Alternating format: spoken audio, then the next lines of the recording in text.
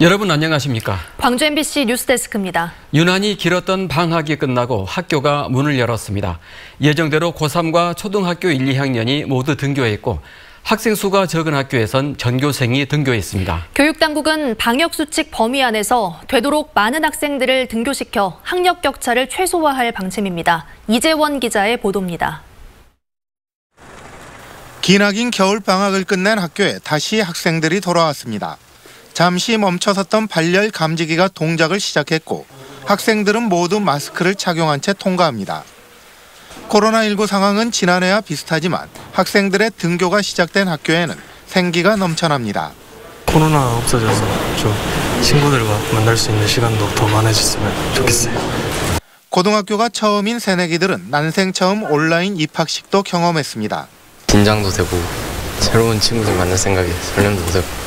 발열 체크하고 또 쉬는 시간에 창문을 오픈해서 교실 환기를 시키는 것을 주 목적으로 해서 학생들이 동선이 겹치지 않도록 학교에서 지도를 하고 있습니다. 등교 원칙은 밀집도 3분의 2 유지.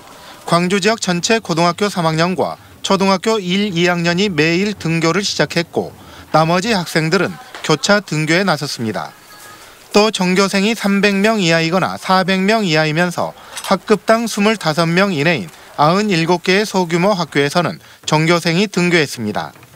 소규모 학교가 많은 전남에서는 전체 학생의 85%가 첫날부터 학교에서 수업을 받았습니다.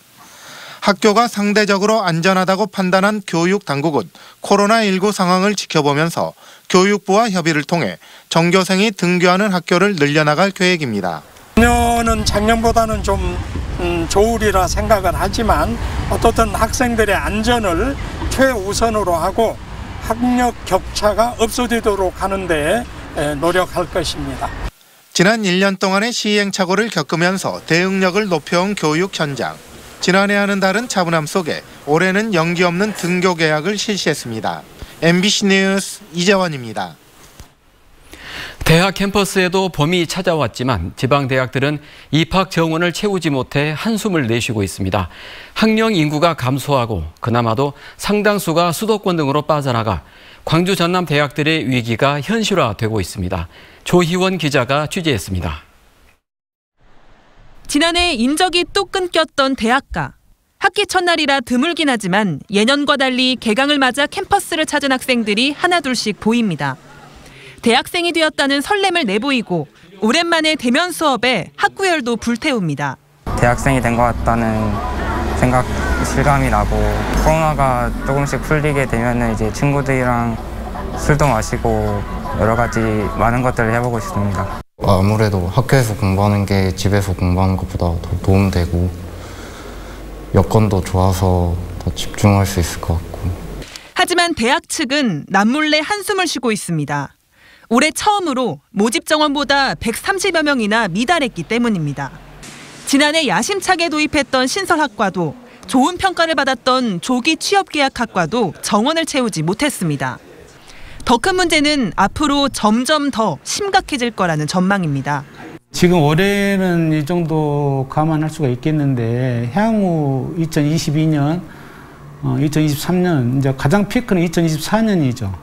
그때는 학령 인구 감소가 지금 한 57만 정도 입학 정원인데요. 그때는 34만 정도밖에 안 됩니다. 또 다른 지역 공립대인 순천대도 사정은 다르지 않습니다. 추가 접수까지 했지만 여전히 올해 모집 인원보다 160여 명이 미달한 채 모집을 마감했습니다. 상황이 심각하다 보니 이제는 대학에게만 책임을 전가하지 말고 지역이 함께 나서야 한다는 목소리가 나오고 있습니다.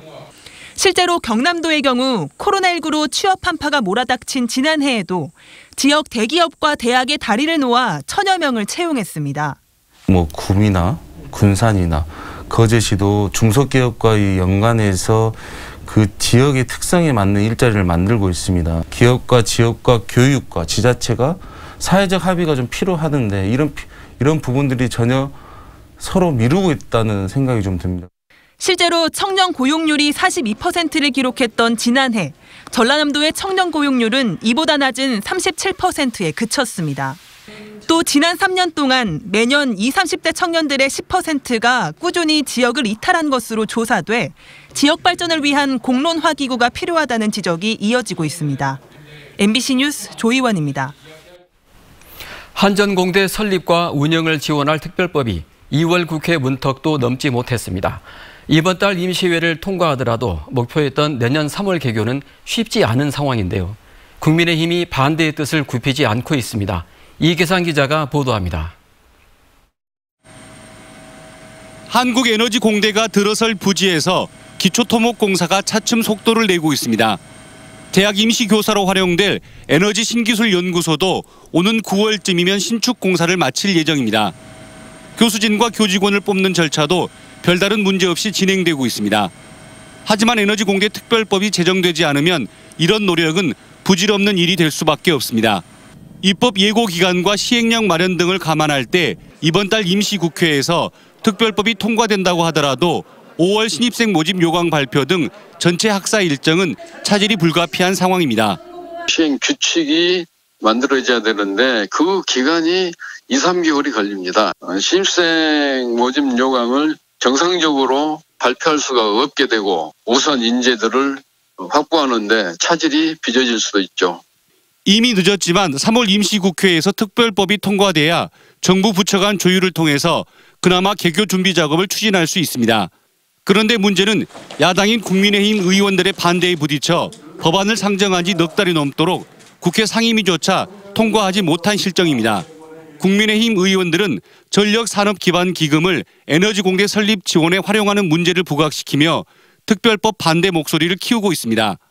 학령 인구 감소로 대학들이 정원을 채우지 못하는 현실도 걸림돌로 작용되고 있습니다. 민주당은 여야 합의를 거쳐서 에너지공대 특별법을 처리하겠다는 입장이고 조만간 당정 협의 절차도 추진하기로 했습니다. 합의 처리를 원칙으로 지금 추진하고 있습니다. 이번 주에는 당정 간에 3월달 중점 법안으로 한전 공대법을 선정하고 정부와 공동으로 노력해 나가겠습니다. 세계 최고 수준의 에너지 특화 인재를 키워낼 한국에너지공대. 그 목표를 달성하기 위해 관련 특별법의 국회 본회의 통과는 더 이상 미룰 수 없는 과제가 됐습니다. MBC 뉴스 이계상입니다. 광주시가 기초과학 분야 연구시설인 국가고자기장 연구소 유치를 추진합니다. 광주시는 지역 첨단 산업을 육성하기 위해 방사광 가속기 등과 더불어 물리 분야 3대 연구시설로 꼽히는 국가고자기장 연구소를 유치하기로 하고 이 분야 연구에 권유를 가진 서울대 연구팀과 협력하기로 했습니다. 연구소가 유치되면 기초과학 연구를 통해 지역 기반 산업인 자동차 부품 연구와 MRI 진단기술 향상 등에 기여할 것으로 기대됩니다.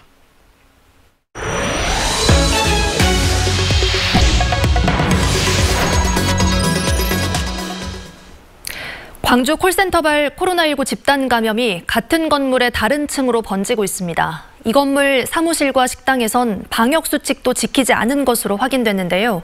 자가격리자가 1,000명을 넘어섰습니다. 우종훈 기자가 취재했습니다.